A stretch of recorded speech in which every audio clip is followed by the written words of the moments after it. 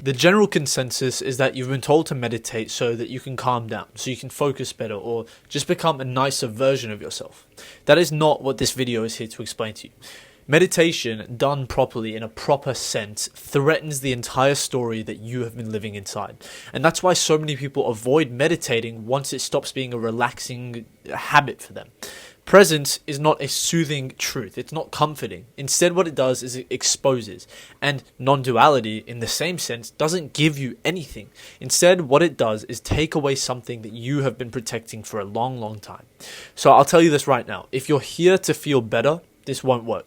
If you're here to see what's actually going on in your life and you're trying to fix it, this might work.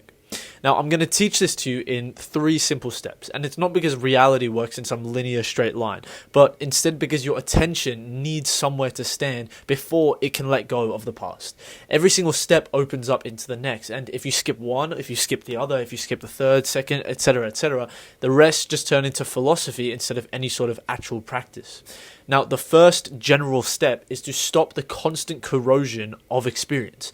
Most people don't realize how aggressive they are with that present moment. The second they sit down, the second they relax, they start adjusting everything about it. The breath should be slower, the mind should be quieter, the body should be more relaxed, the shoulders should be less tense. Even the idea of being present and becoming present becomes another demand placed upon what is already here in this exact moment. That's why meditation feels like a job, it feels like work for so many people. They bring the exact same compulsive fixing that they use in their actual workplace, which they use in their relationships with their family. That's why it feels so burdening. So, in my opinion, the first move should be completely counterintuitive. I know it is, but it's let the moment be wrong. Completely just let it go. Let whatever happens and whatever is here stay here. You know, the thoughts have to stay. The relentlessness has to stay.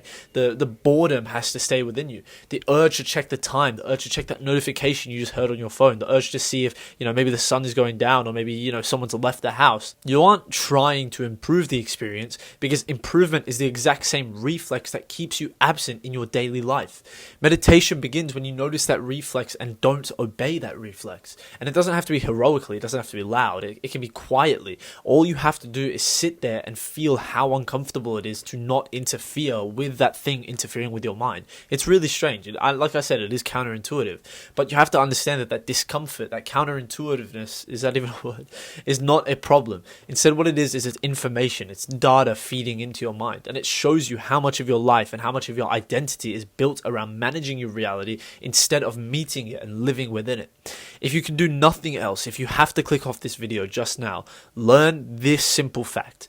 Presence is not achieved by force. Instead, what happens is that it appears the second you stop negotiating with the now. Moving on from that, the second step is shifting from what is happening to what is aware of it.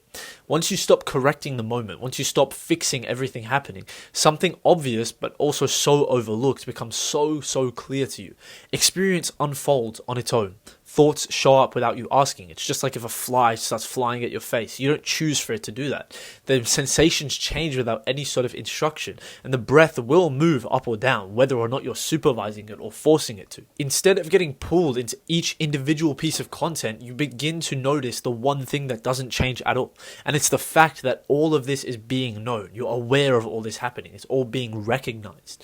And that's usually where people make it complicated. I'm here to tell you, don't make it complicated. You're not trying to concentrate any harder. You're not trying to watch those thoughts like a hawk and pick them out one by one. All you're doing is simply noticing that whatever appears is already appearing in awareness. A thought may arise, it's known. That thought has already been thought. A sound may arise and you might hear that sound. It's still a known sound, it happens, that that sound. A feeling may tighten in your chest, the breath might start to feel a bit less fluid. It is known, you are aware of it. The next idea to understand, which envelops upon that, is that awareness doesn't come and go with those objects, with those feelings, with those thoughts. It doesn't tense up when things are loud, and it doesn't relax when things are quiet. What awareness does is be present, because if you weren't present, if everything wasn't already present, then you wouldn't know that you were distracted in the first place. So the practice becomes very simple, and it is repetitive. It's very repetitive. A lot of good things in life are repetitive, but again, they're also very simple. They're not easy per se, but they are simple to do. When you catch yourself lost in that thought, do not scold yourself. Instead, notice that the thought is known. When a sensation grabs your attention, and instead of pushing it away, notice that it is known. Instead of telling your mind, okay, wow, I shouldn't be thinking about this, I should be meditating, push it away, get it out of my mind, blah, blah, blah. Just acknowledge the fact that you are aware of it, that it is known. Over time, once you keep repeating this over and over, just like going to the gym, just like eating healthy, just like watering a plant every single day in, day out, that attention stops collapsing into content and instead starts resetting as the knowing itself.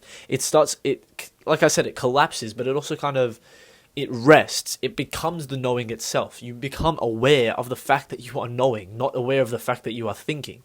It doesn't have to become some philosophical mantra. It doesn't have to become some visualized witnessing of anything. It's simply as obvious as the background that was never missing from your life. All you have to do is be aware of the fact that it was never missing. That is where, in my opinion, the meditation stops being about simply controlling everything and instead just about honesty and awareness. You see directly with your own eyes that you were never running the show in the way that you were assuming. And due to this, the third step is questioning the center that you actually think you're operating from. Up until now, everything you've taught, everything you've been taught, everything you are learning about is presence. That is where the non-duality actually enters. And I did a recent video on non-duality and I got a comment talking about I should make a video on meditation. So that's what inspired this. I think it all ties together into that same factor of simply being there, simply looking at the thing, observing something instead of creating thoughts in your mind that you are observing it. Simply being present in the moment instead of telling yourself that you're in the moment. Now, you've probably been assuming this whole time that there is someone doing all this thinking. You know, there may be a meditator, there may be a watcher, there may be, again, a thinker, there may be an observer. There may be a point where behind the eyes, awareness exists. Instead of believing that as a fact, I think you should test it. I think everything in life is deserving of testing. So when a thought says to you, I am meditating, you look for the thought that it is referring to. You know, you look for the person it is referring to in the thought. You look for who is aware of that fact. When an emotion feels like it is impacting you and it's happening to you, you look for the owner of the emotion. When there is a sense of observing experience from a distance, you look for the observer as some sort of foreign object that you can locate. And it's not conceptually, you directly look for it. Instead, what you will find are sensations and images and more thoughts claiming ownership, but no solid center separating everything from what is actually happening. That is the moment so many people misunderstand and think something mystical is supposed to occur, something crazy is supposed to happen, something, defying physics and defying astronomy and everything. Nothing special actually happens. What changes instead is the sense of the boundary. The line between the awareness and the actual experience starts to feel so artificial to you. It's not because you adopted a new belief, but simply instead of the fact that you couldn't find the division even when you actually looked for it, when you tried physically directly finding it. The experience continues on and the thoughts still arise and the actions still happen every single day. But the idea of a separate controller managing it starts to weaken. It starts to crumble. That fallacy in your mind, you start not believing it as much because you start seeing it. That's why I say test everything, because if you actually directly look for the thing you're testing for and you don't find it, why would you ever believe in it? That's why I believe that non-duality, the thought process of just believing that everything is non-dual, there's only one existence, is unsettling. It feels strange to believe. It feels strange to resonate with. It removes the sense that there is a life happening to a little entity in the middle, a little observer. There is seeing, but there is no separate seer apart from the one seeing. There is hearing, but there is no isolated hearer. There's no specific person listening.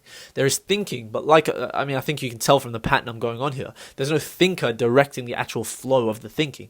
Life is happening, and it's not owned in the ways that you were taught to assume. It's strange. Everything you've been taught may or may not be a lie to you. And I believe that this isn't some sort of dissociation. Dissociation numbs your mind. This does the complete opposite. What this does is make experience intimate without turning it into a personal burden. Thoughts lose some authority and emotions move some without sticking as long. Suffering doesn't need to vanish in a sense, but instead what it does is it stops feeling like a verdict on who you actually are. So here is how these 3 steps, these meditations, become actually practical to you. This is what you may have been waiting for the whole time. In daily life, you may notice some urge to fix the moment, and Instead, now you may pause. You may notice yourself narrating instead of listening, and you may return to noticing. You may feel the you or the me tightening around the experience, and now you may look for it. And these aren't separate practices. None of this is different. None of this is strayed from what you've learned and what I've been teaching you. Instead, what they are is the same recognition repeating until present stops being something you do and simply becomes something you remain in without you interfering. Meditation doesn't give you a better version of yourself, and non-duality doesn't make your life any easier. Instead, all they do is remove the assumption that there was ever someone holding everything together. And once that assumption loosens, and once it breaks apart, you don't become a passive soul. Instead, what you do is you become a lot more precise. Life continues. Life keeps happening.